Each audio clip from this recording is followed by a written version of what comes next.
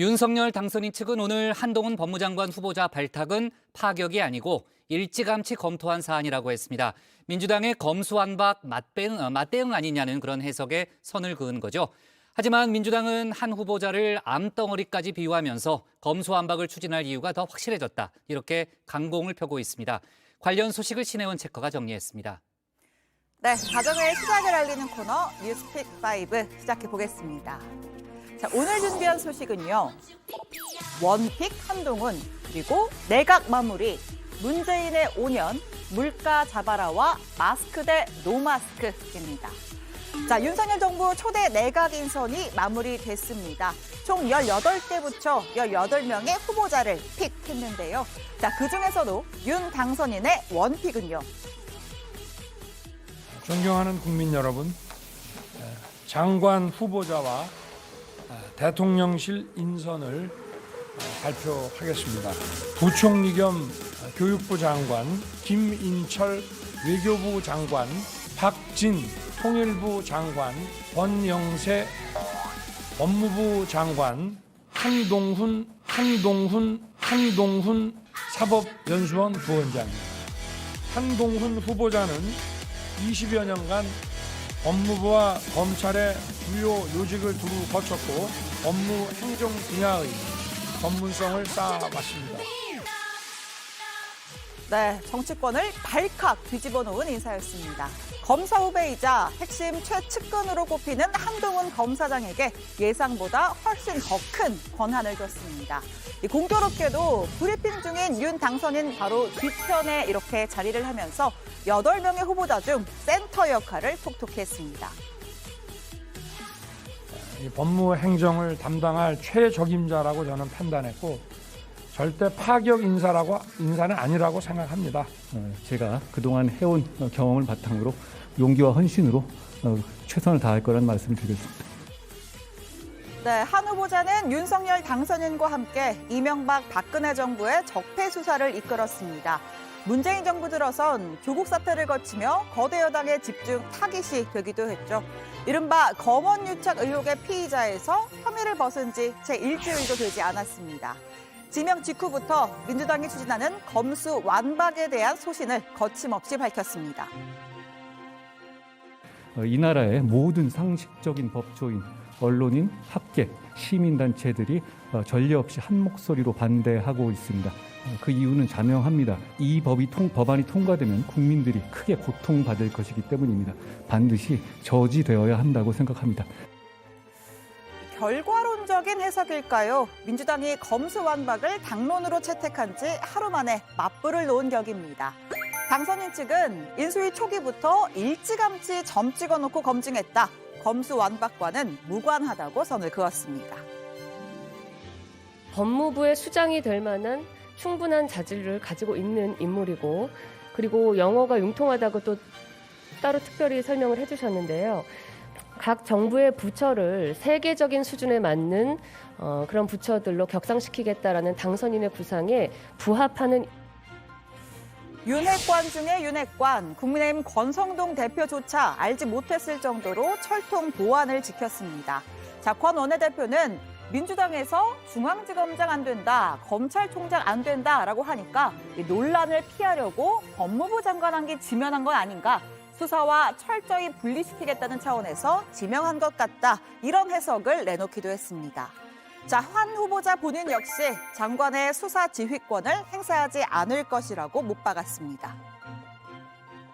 저도 지난 박범계 장관, 추미애 장관 시절에 있어서 수사지휘권이 남용된 사례가 얼마나 국민에게 해악이 큰 것이었는지에 대해서 실감하고 있습니다. 민주당은 발칵 뒤집혔는데요. 첫 반응은 아연실색 그리고 경악이었습니다.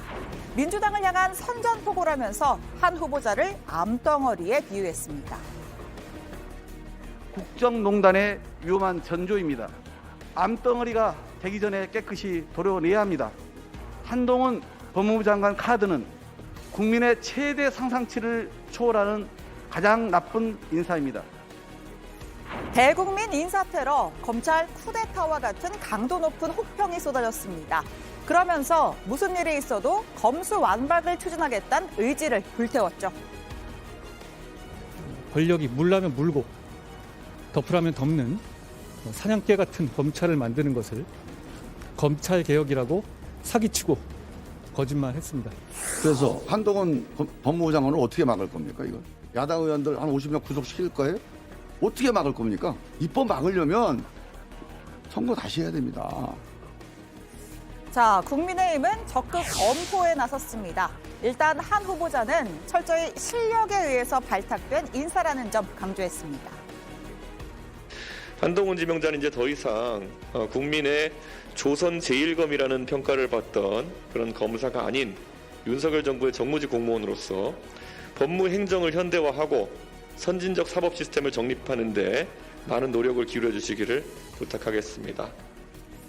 또 한 후보자에 대한 민주당의 격한 반대는 법무부와 검찰을 장악하려고 했던 과거에 대한 두려움 때문 아니냐 반문하기도 했죠. 민주당에게 묻겠습니다. 검수완박이 검찰 개혁입니까? 그렇다면 지난 5년 동안 무엇을 하다가 정권 인수 시기에 와서 밀어붙이는 것입니까? 검수완박의 목적은 분명합니다. 지난 5년 동안 쌓아올린 민주당의 권력형 범죄를 은폐하려는 시도입니다. 한동훈 후보자의 인사청문회, 벌써 정치부 기자들 사이에선 요새 말로 팝콘각이란 말이 나옵니다. 서로가 가장 날카롭게 간 창과 가장 단단하게 단련한 방패를 들고 나오겠죠.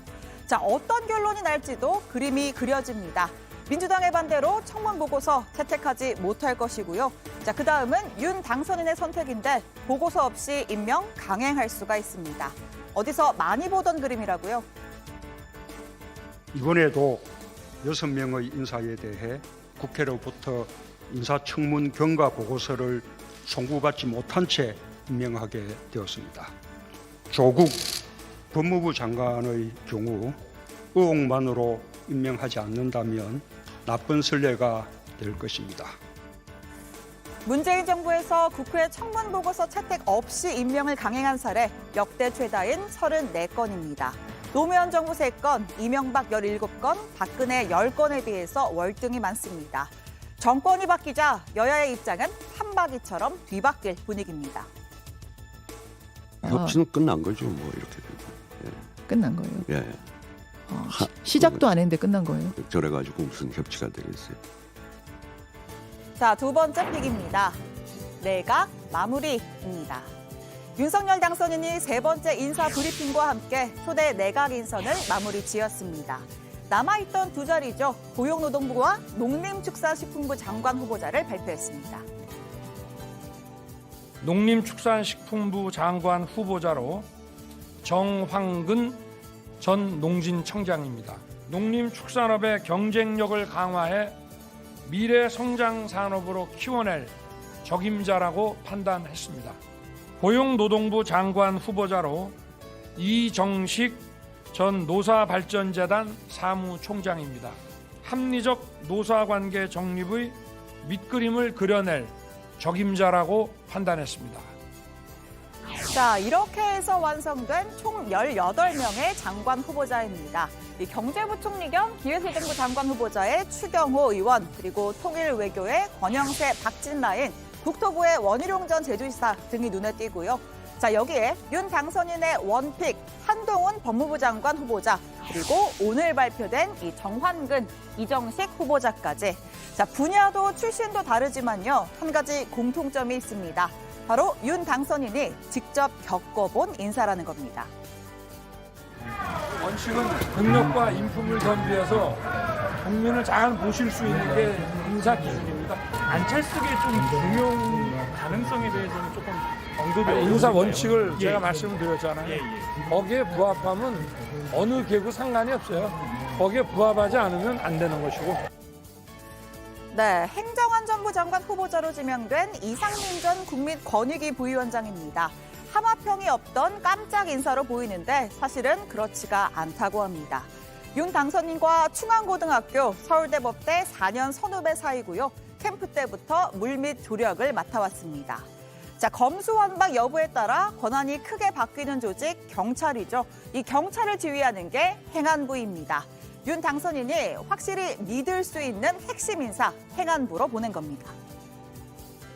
당선인께서 저를 지명한 가장 큰 이유 중에 하나가 오랜 기간의 법관 생활을 통해서 몸소 취득한 공정과 정의의 관념 때문이라고 생각하고요. 행정 운영에 국정 운영에 중추적인 부서이기 때문에 가서 열심히 하라, 이런 당부 말씀이 있었습니다. 다만 할당과 안배 없이 능력 인사하겠다는 약속과는 달리 소위 이너서클의 좁은 인재풀에 갇힌 거 아니냐 지적도 나오는데요.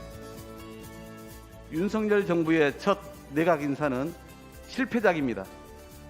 친구장관, 동문장관, 신복장관으로 채워진 총체적 무능내각이고 국정 비전과 철학, 국민통합, 여야 협치가 없는 역대 최악의 산무내각입니다.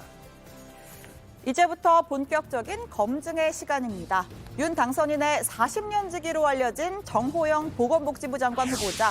경북대 병원에서 일할 때 아들과 딸이 경북대 의대에 편입해서 아빠 찬스 논란 불거졌습니다.